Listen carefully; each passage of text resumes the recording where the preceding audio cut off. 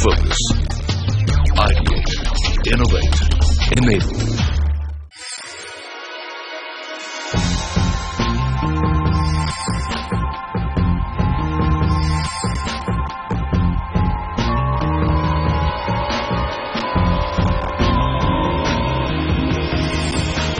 नमस्कार, joules of India के इस खास एपिसोड में आपका स्वागत है। आज हम किसी ज्वेलर की जर्नी डिस्कस नहीं करेंगे।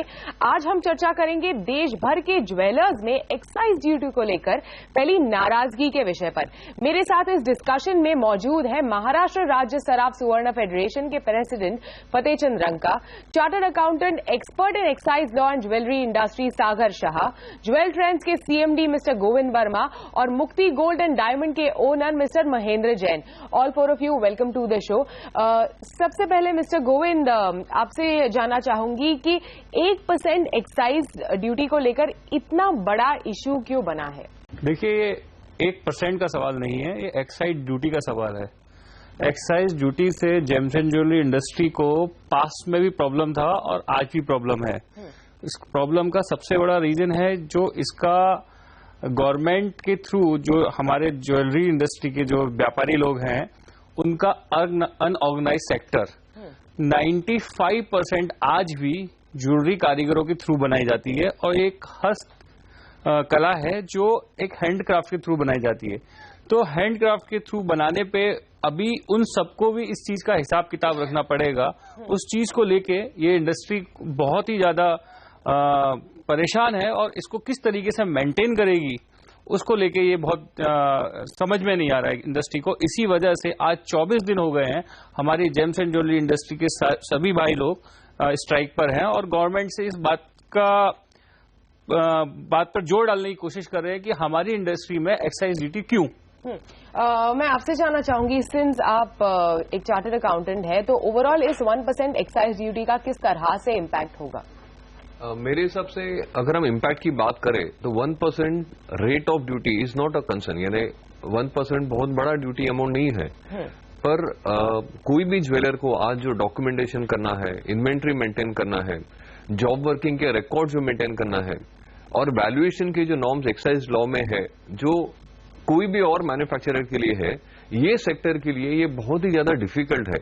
और इसकी वजह से आज ज्वेलर्स आज जो 24 दिन हो गए सब शॉप्स बंद है, उसका रीजन ये है कि इतना बड़ा अनऑर्गेनाइज सेक्टर और उनके लिए आज ये सब documentation, record keeping and jewellery which is a culturally important investment asset and something which is becoming ज्यादा से ज्यादा, अगर आप देखते हो day in day out smaller items, छोटा आइटम बट बहुत बड़ा वैल्यू, उसकी वजह से उसका रिकॉर्ड कीपिंग करना और उसके रिलेटेड सब एक्साइज की ड्यूटी कैलकुलेट करके पे करना और फिर डिपार्टमेंट, एक्साइज डिपार्टमेंट आज जो इन्वेस्टिगेशन करेगा उसके रिलेटेड जो रिटर्न्स फाइल करना है, उसका जो प्रोसीजर एंड कंप्लायंसेस है, इसकी तकलीफें ज्यादा हो सकती है। और यही रीजन है ज्यादातर आज ज्वेलर्स ये नहीं चाह रहे हैं कि एक्साइज ड्यूटी लागू हो। सिंस आप ज्वेलर है और एक पावरफुल एसोसिएशन के चेयर भी है, किस तरह से इम्पैक्ट आप इसका देखते हैं? मैं एक पहले सबसे बात क्लियर करना चाहता हूं कि ड्यूटी और टैक्स को हमारा विरोध नहीं है। हम जो विरोध कर रहे हैं, जो हमारा ये जो बिजनेस एक्साइज लॉ के जरिए में लाया गया है, जिसकी प्रोविजन बहुत ही पीनल है and it is highly impossible for the middle and the lower all the businessman too, because 95% more than the 95% ये ज्वेलरी सेक्टर अनऑर्गेनाइज है, इलिटरेट यंग जनरेशन भी इसमें बहुत है। 60 to 70% बिजनेस जो है वो जो ज्वेलर्स है वो रूरल एरिया में है।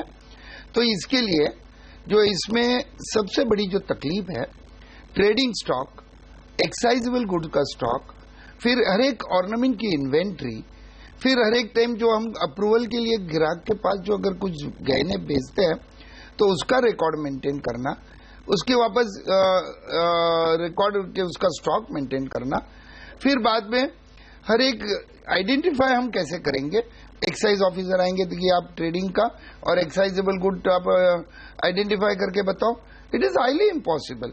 और आइडेंटिफाई नहीं करोगे तो फिर तकलीफ है।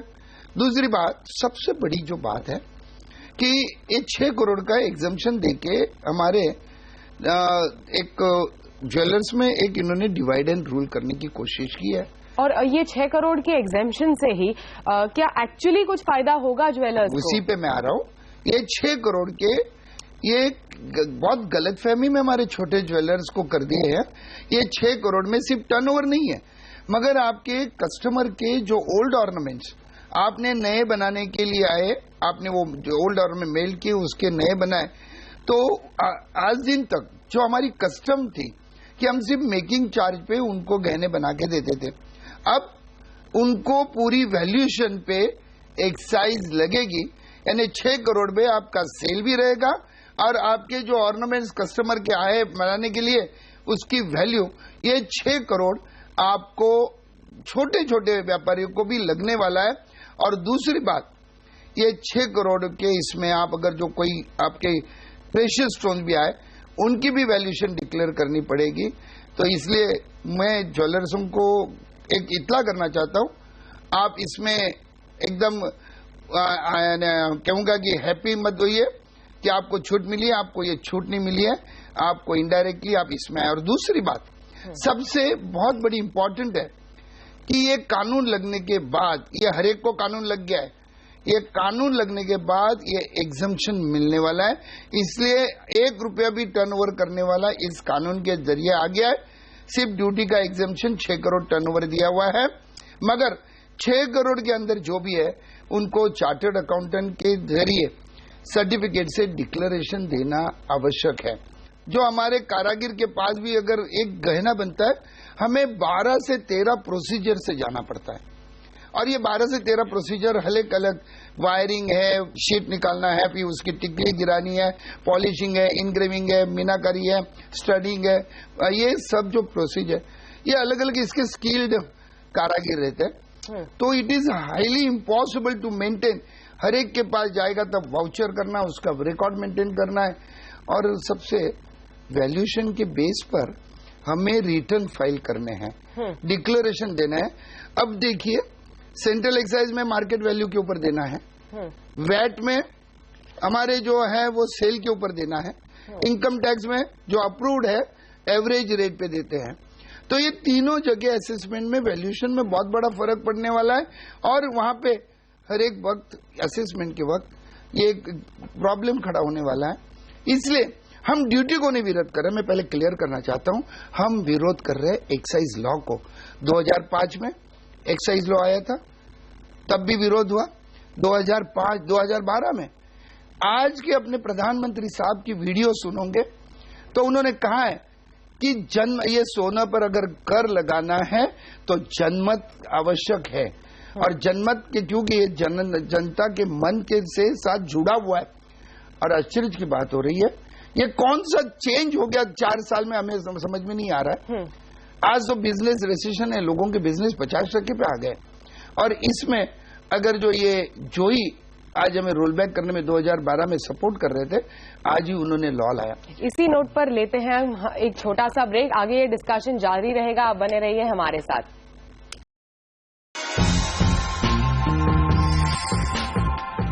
जूल्स ऑफ इंडिया में एक्साइज ड्यूटी को लेकर डिस्कशन आगे बढ़ाते हैं।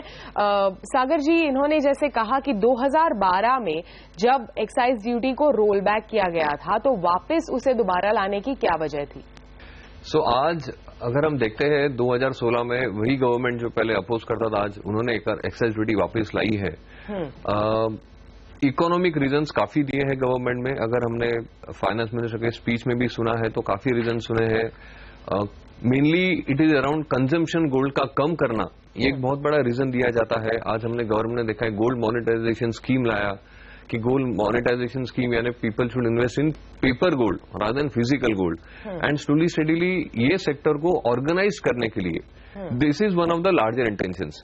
मेरा मानना ऐसा है कि गवर्नमेंट का इंटेंशन 2012 से लेकर आज तक हम देखते हैं कि ये लॉ और इजी कैसे किया जाए, सिंप्लीफाई कैसे किया जाए, इसके लिए गवर्नमेंट कंटिन्यूसली अटेम्प्ट कर रहा है, ये जानते हुए कि ये सेक्टर काफी अलग है बाकी मैन्युफैक्चरिंग सेक्टर से। इसके बावजूद अगर हम देखते हैं कि आज गवर्नमेंट ने काफी क्लैरिफिकेशन लाए हैं कि जो वैट के लिए रिकॉर्ड्स होंगे उसके बेसिस पे आप एक्साइज ड्यूटी भरोगे, वही रिकॉर्ड्स कंसिडर किए जाएंगे। पर मेरे हिसाब से अगर हम देखते हैं कि एक्साइज लॉ में वैल्यूएशन की जो आज प्रोविजंस है और वीएटी लॉ में हर स्टेट के अलग अलग जो है, इसमें इतना डिफरेंस है कि आप कोई भी हिसाब से वैट के रिकॉर्ड्स एक्साइज के लिए यूज नहीं कर सकते। इसके लिए हर ज्वेलर को ये जरूरी होगा कि वो उसके रिकॉर्ड्स अलग से रखे, उसके डॉक्यूमेंटेशन, उसके एक्साइज के रिटर्न के लिए ये सब करना बहुत जरूरी होगा। मेरा ये मानना है कि अगर हम देखते हैं कि गवर्नमेंट को goods and service tax GST लाना है, शायद अप्रैल 16 तो अभी नहीं होगा, बट अप्रैल 17 से हम बात करें जो एक साल ही आगे है, तो सबसे बड़ा इश्यू आज वैट और एक्साइज में है जो पॉइंट ऑफ टैक्सेशन यानी प्लेस ऑफ रिमूवल की जो बात करते हैं कि आज एक्साइज में जब माल जो गुड्स फैक्ट्री से बाहर जाते हैं तभी भरना है और वीएटी में जब हम माल बेचते हैं तभी करना है। ये प्लेस ऑफ सप्लाई जब एक हो जाएगा गुड्स एंड सर्विस टैक्स में, तभी ज्वेलर्स को आसानी होगी कंप्लायंसेस और प्रोसीजर्स में ये सब करने में। तो अगर आज एक्साइज ड्यूटी लाके एक नया प्रोसेस एंड प्रोसीजर क्रिएट करना ये एक साल के लिए है, तो शायद ये जीएसटी के हिसाब से अगर गवर्नमेंट ने आज ही पॉइंट ऑफ टैक्सेशन और ये चीजें सिंप्लीफाई की होती तो शायद ज्वेलर्स के लिए ये आसान होता। ये सब प्रोसीजर्स और कंप्लायंसेस जो आज सबसे बड़ी उनकी दिक्कत है ये आसान हो जाती है, ऐसा मेरा मानना है। महेंद्र जैन जी, आपसे जानना चाहूंगी कि 90% 80 to 90% ये पूरा बिजनेस अनऑर्गेनाइज्ड है जेम्स एंड ज्वेलरी, तो उसके लिहाज से कितना इम्पैक्ट होगा ओवरऑल? आपको मैं एक मैन्युफैक्चरर और ट्रेडर के पॉइंट ऑफ से बताता हूँ कि जो हम माल हमारे जो नेचर है, नेचर ऑफ बिजनेस है, उसको समझे बगैर गवर्नमेंट ने ये एक्साइज ड्यूटी लगाई है। क्योंकि आज एक मैन्युफैक्चरर, एक ट्रेडर जब माल बेचने के लिए जाता है तो हाथ में वो गुड्स कैरी करके जाता है, एक ऑन अप्रूवल वाउचर लेके जाता है, एक कंसाइनमेंट का वाउचर लेके जाता है। ट्रेडर के यहाँ जाता है, उसके यहाँ से उसको मैंने 5 किलो माल बताया तो उसमें से आधा किलो माल वो सेलेक्ट करता है, फिर दूसरी दुकान पे जाता है, फिर तीसरी दुकान पे जाता है, और इस तरह से करने के बाद जब तक वो वापस घर पर आता है तब तक उसका थोड़ा सेल होता है और बाकी का माल गुड्स वापस रिटर्न आता है। आप मुझे बताइए कि ये किस तरह से पॉसिबल है, ये जो विदाउट मैन्युफैक्चरिंग लेबल वाला जो माल है, विदाउट बैच नंबर वाला माल है, विदाउट लॉट नंबर वाला माल है, ये किस तरह से आप इसको एक ऑर्गेनाइज इंडस्ट्री के तौर पर देख सकते हैं। ये सारा ही स्वर्ण कारीगर जो है वो अपना बना करके जब हमें देता है और हम जाकर के उसको डिजाइन वाइज, क्योंकि each and every design is unique, उसका एक दूसरे डिजाइन से कोई लेना देना नहीं है। अब मैं किस तरह से एक्साइज वालों को ये समझाऊंगा कि भाई ये आइडेंटिफिकेशन का प्रॉब्लम इतना बड़ा क्रिएट होगा कि हम तो बिजनेस बंद ही करना पड़ेगा, कि मैं किस तरह से सामने वालों को समझा सकता हूं कि इस पर भरिए या इस पर नहीं भरिए, कौन सा माल बिका है कौन सा नहीं बिका है। आप जब तक ये पूरा सिस्टम नहीं लाते हैं तब तक आपको कोई हक नहीं बनता है कि इस इंडस्ट्री पर ये एक्साइज डाली जाए। This is very very very wrong, आपने समझे बगैर, और मोदी जी ने इसको ठीक समझा था और उन्होंने ये बोला था 2012 में कि ये ज्वेलरी इंडस्ट्री अलग है, पूरे दुनिया में एक ही इंडस्ट्री है जहां पर कि खाली हाथ का कारीगर जो बनाता है, ऑल ओवर वर्ल्ड में किसी के पास में स्वर्ण कारीगर हाथ से बनाने वाला नहीं है, केवल भारत में ही एक ऐसी जगह है जो परंपरा से हाथ से गहने बनते हैं। और वो स्वर्ण कारीगर को, उस इंडस्ट्री को आप खत्म करना चाहते हैं? क्या आप चाहते हैं कि वो भी मल्टीनेशनल ब्रांड के नीचे आ जाए? क्या हम जो छोटे व्यापारी और जो ट्रेडर हैं, क्या हम इस चीज को आइडेंटिफिकेशन के प्रॉब्लम में आकर के एक्साइज राज के आगे घुटने टेक दें, इंस्पेक्टर राज को आने दें? आप किस ढंग से ये आपको आज ठीक लगा कि 2012 में जब आपको ये लग रहा था कि ये बराबर नहीं है और आज 2016 में क्यों ये ठीक लग रहा है? इसी बात पर मैं आपसे जानना चाहूंगी कि सेम इंसान ने 2012 में एक चीज जो रोल बैक की थी उसने वापस लाई है, तो उसको लेकर आप क्या कहना चाहेंगे? मुझे ऐसे लग रहा है कि इनके पास जो इकोनॉमिस्ट है जो वो फॉरेन में पढ़ के आए हुए हैं और फॉरेन की जो धरती पे जो चल रहा है उसी तरह से इंडिया में लाना चाहते हैं। इंडिया का कल्चर बहुत अलग है, इंडिया की आज जो चलन है या इंडिया की जो भी संस्कृति है वो एक सारे देशों से अलग है। गवर्नमेंट ने जो हर एक बार अपना स्टेटमेंट बदला है और उन्होंने रीजंस अलग अलग दिए है। उसमें उन्होंने कहा कि मुझे ये ज्वेलरी बिजनेस इंडिया से हटाना है, दूसरे कहते हैं कि हमें कंजम्पशन कम करवाना है। आई एम सॉरी टू से कि इंडिया की जो आज इस सोने को रिलीजियस एंड सेंटिमेंटल वैल्यू है, एक तरफ इनकम टैक्स लॉ में हर एक लेडी को 500 ग्राम तक उनकी जो स्त्री धन है उसको हाथ नहीं लगाना करके लॉ है, और दूसरी तरफ आज उसका मंगलसूत्र का सौभाग्य का अलंकार है, उसके कान के टॉप्स हो या नोजपीन हो, उसकी बिछुड़ी हो। आज भी भारत में नारी कमर के नीचे सोने के गहने पहनती नहीं है। इसका मतलब कितनी उसकी सेंटिमेंट रिलीजियस वैल्यू है। और ये इन्होंने गोल्ड कंट्रोल एक्ट स्वर्ण नियंत्रण कायदा 1968 में लाया था। 25 साल तक उन्होंने कंट्रोल करने की कोशिश की मगर फेल गए और वो निकाल दिया। और इसी 25 साल 27 साल में हम लोगों ने इतने भुगता, ये सेंट्रल एक्साइज के ऑफिसर ही गोल्ड कंट्रोल ऑफिसर थे, हमने उनकी जो जात की भुगती है, इसलिए हमें वो वापस वो एक्ट नहीं चाहिए और उसके अधिकारियों का। दूसरी बात, जो कंजम्पशन जो कहते हैं ये कम इंडिया में हो ही नहीं सकता। अब इन्होंने कंजम्पशन कम करने के लिए ड्यूटी बढ़ाई, तो इनको मालूम है रोज सोना पकड़ा जाता है एयरपोर्ट पे, स्मगलिंग बढ़ गया, कहां ट्रैक रखेंगे ये? भारत का हस्तकला, और मेरा कहना है ये हस्तकला बिजनेस को आप एक्साइज ड्यूटी नहीं लगा सकते, हैंडीक्राफ्ट बिजनेस है।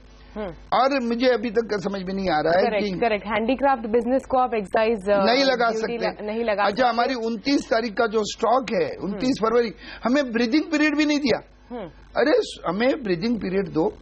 29 को बजट पास हुआ और 1 को एक्साइज ड्यूटी लगा दी। एग्जैक्टली इसी नोट पर हम एक ब्रेक लेते हैं, आगे डिस्कशन करेंगे कि किस तरह से 1 तारीख से जो इतने सारे ज्वेलर्स स्ट्राइक पे हैं, ओवरऑल बिजनेस पे किस तरह का इम्पैक्ट हुआ है। आप बने रहिए हमारे साथ। ज्वेलर्स ऑफ इंडिया में आपका एक बार फिर से स्वागत है। पिछले 1 महीने से लगभग ज्वेलर्स स्ट्राइक पर है, तो किस तरह का ओवरऑल इम्पैक्ट पड़ा है गोविंद जी इस पूरे इंडस्ट्री पर? देखिए, इम्पैक्ट काफी बड़ा इम्पैक्ट इस इंडस्ट्री पर पड़ा है। करीबन इस इंडस्ट्री का पर डे का जो टर्नओवर है वो 750 करोड़ का है, तो करीबन 1,80,000 करोड़ रुपए का इम्पैक्ट इस इंडस्ट्री से हमारे इंडिया को पड़ा है। इस इंडस्ट्री से करीबन 5 से 6 करोड़ लोग जुड़े हुए हैं, उनके एम्प्लॉयमेंट के ऊपर भी बहुत इम्पैक्ट पड़ा है। और जो कारीगर लोग हैं, जो आज 3 से 4 करोड़ कारीगर हैं जो हमारे इंडिया में, जो अपने हस्तकला के लिए बड़ा फेमस है वर्ल्ड में, वो भी आज उनका ये कगार आ गया है कि वो सोच रहे हैं कि ये इंडस्ट्री में हम लोग रहें या अपनी इंडस्ट्री को छोड़ के चले जाएं। सागर जी, अब तक हमने बात की पूरे रिटेलर्स की, मैन्युफैक्चरर्स की, जो बिजनेस से जुड़े हैं ज्वेलरी के, उनके बारे में, लेकिन कंज्यूमर्स पर ये 1% एक्साइज ड्यूटी जो गवर्नमेंट ने लागू की है, उसका क्या असर पड़ेगा? अगर हम कंज्यूमर्स के पर्सपेक्टिव से देखें तो ऑब्वियसली 1% एडिशनल एक्साइज ड्यूटी की जो बात करते हैं, 1% ये बहुत छोटा आंकड़ा दिखता है, बट ये जब हम वैल्यूएशन करेंगे, जो गोल्ड आज कस्टमर जाके ज्वेलर को देता है और वो मैन्युफैक्चरिंग यूज करके जो ज्वेलरी मैन्युफैक्चर करके सेल करता है, इसके पूरे वैल्यू पे आता है। इसके लिए जो वैल्यू 1% जो टोटल उनके ज्वेलरी पे आएगा, इसका इम्पैक्ट काफी बड़ा होगा, मेकिंग चार्जेस से अधिक होगा, ये होने वाला है। इसके बावजूद अगर हम देखते हैं कि एक्साइज ड्यूटी आज हम 1% की बात करते हैं, but there is an optional duty of 12.5%। अगर ज्वेलर ये प्रूव नहीं कर सकता है कि उसने जो गोल्ड खरीदा है वो गोल्ड पे बराबर ड्यूटी लगी है, अगर वो नहीं कर सकता है तो उसे बाय डिफॉल्ट 12.5% ड्यूटी भरना है। इन सच केसेस कंज्यूमर का इम्पैक्ट बहुत ज्यादा होता है। आज हम देखते हैं इसके बावजूद आज हर स्टेट में वैट है जो आज 1.2% महाराष्ट्र में स्टेट में जैसे है। इसके अलावा काफी कॉर्पोरेशंस में एलबीटी या ऑक्ट्रॉय की प्रोविजंस है। इसकी वजह से कंज्यूमर पे जो इम्पैक्ट है ये रीजनेबल है। और ये इसलिए इम्पोर्टेंट है कि आज भी गोल्ड हम देखते हैं हमारे कंट्री में it is seen as a investment. काफी सारे अगर हम रूरल इंडिया की बात करते हैं, गरीब लोग देखते हैं, तो गोल्ड सबसे सेफ इन्वेस्टमेंट माना जाता है और एक इन्वेस्टमेंट अपॉर्चुनिटी करके लोग लेते हैं। अगर हम ये हिसाब से देखें तो इसका इम्पैक्ट कंज्यूमर्स पे श्योरली अच्छा खासा होने वाला है। रंका जी, फाइनल सवाल आपसे कि इस प्लेटफॉर्म के जरिए आप किस तरह का मैसेज देना चाहते हैं जो ज्वेलर्स हैं आपके, उनको? मैं इस प्लेटफॉर्म से पूरे भारतवर्ष के सभी ज्वेलर्स, कारागिर एवं मैं जनता को एक ही संदेश देना चाहता हूं कि जनता को ये आपके भले के लिए है। हम जो अपोज कर रहे हैं, हमें एक ही चाहिए कि भाई जो अपने सरकार ने तोड़ो फोड़ो नीति की है उसके भूल में मत आइए और एक ही अपना एम रखिए। हमें किसी हिसाब में ये सेंट्रल एक्साइज का कानून नहीं चाहिए। हम टैक्स जो चाहे वो भरने को तैयार है, मगर हमें एक ही चाहिए, roll back the excise act and the excise duty. Only and only this is a message to my all fellow members. Thank you so much. Thanks for being on the show. Jewels of India के आज के episode में बस इतना ही। नमस्कार।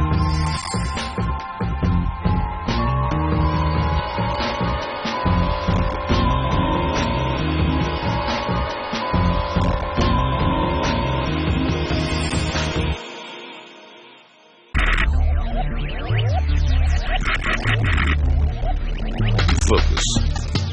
Ideate, innovate, enable.